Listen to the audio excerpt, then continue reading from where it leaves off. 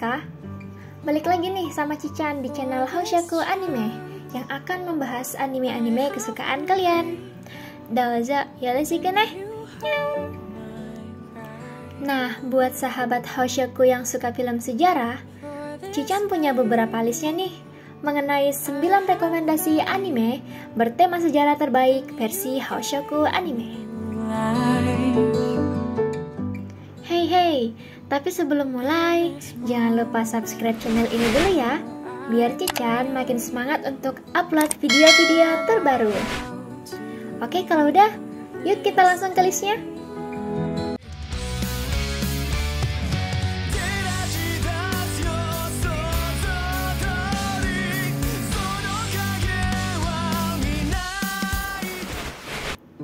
Sengoku Basara. Sebelum kita bahas anime ini, mari kita bahas latar belakangnya terlebih dahulu.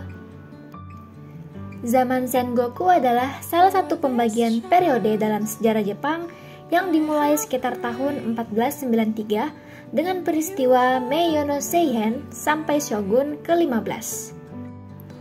Ashikaga Yoshiaki kemudian ditaklukkan oleh Oda Nobunaga yang menandai akhir zaman Muromachi dan mengawali zaman Azuchi Momoyama. Zaman Sengoku adalah akhir dari zaman Muromachi. Ada juga pendapat yang mengatakan zaman Azuchi Momoyama atau disebut juga zaman Shokoku yang sudah dimulai sejak Oda Nobunaga mulai bertugas di Kyoto sebagai pengikut Ashikaga Yoshiaki. Cerita ini kemudian diadaptasi menjadi salah satu game dan anime terkenal dengan judul yang sama, yaitu Sengoku Basara. Beberapa karakter dalam anime dan game ini memang nyata tercatat dalam sejarah loh. Akan tetapi, tokoh tersebut mengalami perubahan baik dari segi karakter maupun segi fisik, guna kepentingan jalan cerita. Gimana? Tertarik untuk menontonnya? First Squad. First Squad adalah film animasi Jepang yang dibuat dari kerjasama studio Rusia Smolot Entertainment. Anime ini dibuat dengan cerita yang sebagian besar diambil dari kisah nyata Perang Dunia Kedua tentang perlawanan Uni Soviet terhadap Jerman. Awal cerita anime ini dimulai saat hari pembukaan Perang Dunia Kedua di wilayah terdepan bagian timur. Pemeran utamanya adalah sekelompok remaja Uni Soviet yang sekarang bernama Rusia. Dengan kemampuan yang luar biasa, kelompok tersebut dibentuk secara khusus untuk melawan pasukan Jerman. Namun kelompok itu ditentang keras oleh perwira yang berasal dari Schutzstaffel yang mencoba untuk membangunkan arwah dari seorang kesatria pada saat perang salib dari Orde Perang pada abad ke-12 dan mereka dirayu untuk bergabung pada pasukan Nazi. Hyakkari-oran. Hyakkari-oran biasa disebut sebagai Samurai Bride. Di sebuah negara alternatif yang bernama Great Japan, sebuah akademi yang bernama Akademi Bow dibuat secara khusus untuk melatih muridnya menjadi seorang samurai. Nah, akademi tersebut terkenal di antara keluarga-keluarga militer yang menginginkan anaknya menjadi seorang samurai sejati. Anime ini berlatar pada awal abad ke-21 di Jepang, yang dalam realitasnya di mana Keshogunan Tokugawa tetap berkuasa. Pada kenyataannya, Dewan Mahasiswa sewenang-wenang dalam menindas muridnya di sekolah. Yogyo Monokira adalah siswa SMA yang memberontak terhadap Dewan Mahasiswa dengan bantuan gadis yang memiliki nama-nama pahlawan samurai terkenal yang diwariskan kepada mereka. Gimana? Tertarik untuk menontonnya? Vinland Saga. Pasti di antara kalian udah pada tahu kan anime yang satu ini? Vinland Saga hadir sebagai anime yang mengusung latar tempat di wilayah bagian Inggris, tepatnya pada awal abad ke-11. Thor sebagai salah satu karakter utama dalam anime ini diceritakan sebagai sosok yang gagah sekaligus bengis yang mampu membantai ratusan pasukan lawan. Ia juga termasuk orang terkuat loh dalam dekade tersebut. hingga seorang musuh membalikkan keadaan dan menyeretnya ke lautan. Namun bukannya tewas, justru Thor malah memalsukan kematiannya. Lalu sekitar 17 tahun kemudian, Thor membangun rumah tangga yang harmonis bersama Helga, istrinya dan kedua anaknya yang bernama Ylva dan Thorfinn. Ia pun hidup dengan damai di suatu desa di wilayah Islandia. Di tempat tinggalnya tersebut, Thor tidak lagi perlu memikirkan tentang pertempuran dan peperangan. Namun, suatu hari Floki, mantan rekannya, mendatangi dirinya dan memintanya untuk kembali ke pasukan. Meskipun demikian, cerita dalam anime ini tidak hanya berfokus loh pada Thor saja, namun juga pada Thorfinn yang mencoba menuntut balas atas kematian ayahnya di medan perang. Tertarik untuk menontonnya? Hotaru no Haka. Hotaru no Haka atau yang kita kenal sebagai Grave of Fireflies adalah tragedi perang Jepang tahun 1988.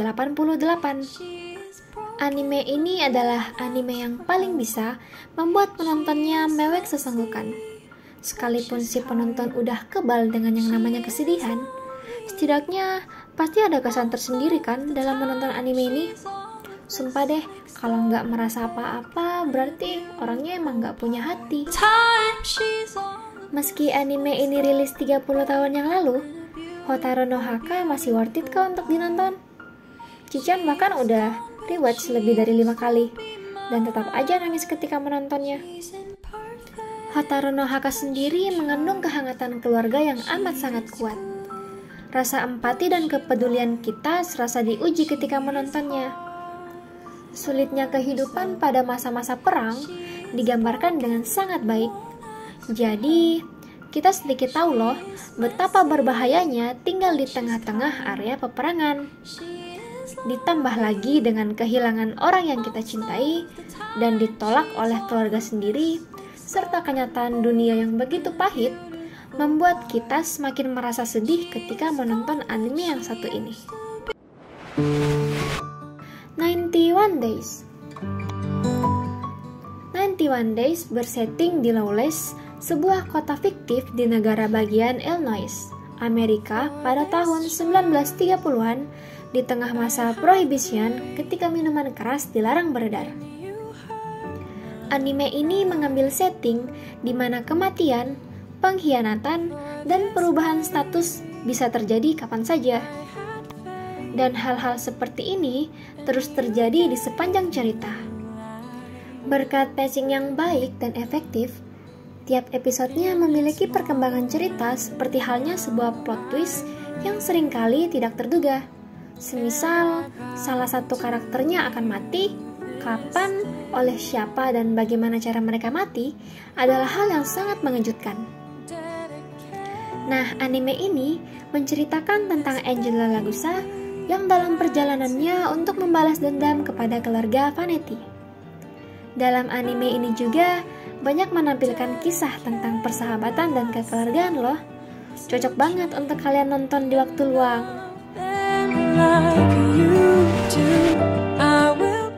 Samurai Champloo. Latar dari Samurai Champloo berkisah saat Jepang masih dalam bentuk kekaisaran, di mana para samurai masih eksis dan memiliki pengaruh yang kuat. Cerita ini berfokus terhadap 3 tokoh utama, yaitu Mugen, Jin, dan Fu, yang melakukan perjalanan mengitari Jepang. Awalnya, mereka bertiga tidak saling mengenal. Mereka mengenal sejak bertemu di sebuah kafe ketika Mugen dan Jin sedang bertarung di kafe tempat kerja Fu. Pertempuran tersebut memakan korban anak hakim lokal yang mati terbunuh. Mereka akhirnya dihukum, tapi dapat diselamatkan oleh Fu. Sebagai imbasnya, mereka dipekerjakan Fu sebagai pengawalnya. Meskipun tidak lagi memiliki tempat kerja, ia berharap untuk menemukan samurai yang memiliki aroma bunga matahari. Dari sinilah jalan cerita mereka dimulai. On the straight and narrow way for your Arslan Senki. Arslan Senki adalah kisah legenda yang mengikuti kisah epik Pangeran Arslan saat ia berubah dari nol menjadi seorang pahlawan. Anime ini diadaptasi dari novel karya Yoshiki Tanaka, dan manganya menceritakan tentang seorang putra mahkota kerajaan Pars yang bernama Arslan, di mana kerajaan tersebut diambil alih oleh kerajaan Lusitania. Pada usia 14 tahun, masih muda ya, Arslan ikut dalam perang untuk pertama kalinya dan kehilangan segalanya. Setelah ayahnya, Raja Adragoras, kalah dalam pertempuran. Dan setelah itu, Arslan berhasil menyelamatkan diri bersama pengikutnya yang setia yang bernama Daryun. Bersama temannya yang baru, yaitu Narsus, Elam, Jif, dan Farenges, Arslan membangun kekuatan baru untuk melawan tentara Lusitania yang dipimpin oleh kesatria yang dikenal sebagai Silvermax, dan berusaha keras agar dapat merebut kembali kerajaannya yang telah jatuh.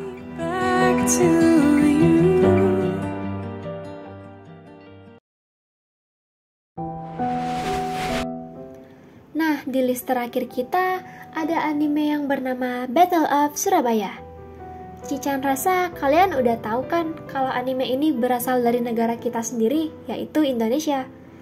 Film ini berkisah tentang seorang pemuda yang spontan, pemberani, dan bertanggung jawab yang bernama Musa.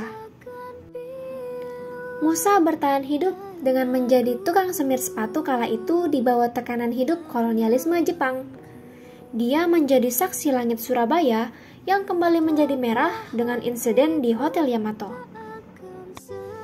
Lalu disusul perseteruan antar pemuda kipas hitam yang dilawan oleh pemuda Republik. Nah, dari sinilah Musa kemudian dipercaya sebagai kurir pembawa pesan rahasia dengan kode-kode rahasia yang dikombinasikan dengan lagu keroncong. Gimana, keren kan? Kalian harus tahu juga nih bahwa cerita ini adalah adaptasi dari pertempuran 10 November di Surabaya. Selain tokoh-tokoh utamanya yang nyata, anime ini juga dibuat untuk memperkuat pesan yang ingin disampaikan. Pesan perang tentang semangat, cinta tanah air, dan perdamaian. Gugur pahlawanku, tunai sudah janji bakti, gugur satu, tumbuh seribu, tanah merdeka. Battle of Surabaya.